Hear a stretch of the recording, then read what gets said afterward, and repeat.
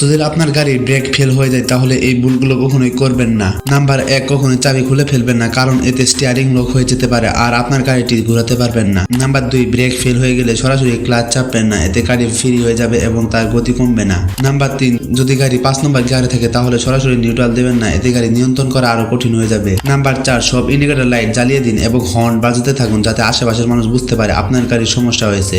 Number 5, break বারবার চাপ দিয়ে দেখুন, কারণ অনেক সময় ব্রেক পুরোপুরি ফেল হয় না, যদি সামান্য কাজ করে তাহলে গাড়ি থামানো সম্ভব হতে পারে। নাম্বার 6, যদি গাড়ি না থামে তাহলে ধীরে ধীরে হ্যান্ড ব্রেক টানুন, কারণ এতে গাড়ি আস্তে আস্তে থেমে যাবে। নাম্বার 7, কখনো হ্যান্ড ব্রেক একসাথে বা হঠাৎ করে টানবেন না, এতে গাড়ি উল্টে যেতে পারে। নাম্বার 8, যদি হ্যান্ড ব্রেক কাজ না করে তাহলে একে একে গিয়ার কমিয়ে আনুন আর যখন গাড়ি ধীরে হবে তখন ইঞ্জিন বন্ধ করে দিন। নাম্বার 9, যদি গিয়ার বক্স কাজ না করে তাহলে রাস্তার পাশে থাকা রেলিং এর সঙ্গে গাড়িকে ঘষে থামানোর চেষ্টা করুন। নাম্বার 10, আর যদি রেলিং না থাকে তাহলে একমাত্র উপায় গাড়িটিকে সরাসরি ঝোপঝাড় বা জঙ্গলের দিকে চালিয়ে দিন, এতে ভাগ্য ভালো থাকলে পিছেও যেতে পারেন। ভিডিওটি ভালো লাগলে লাইক সাবস্ক্রাইব করতে ভুলো না।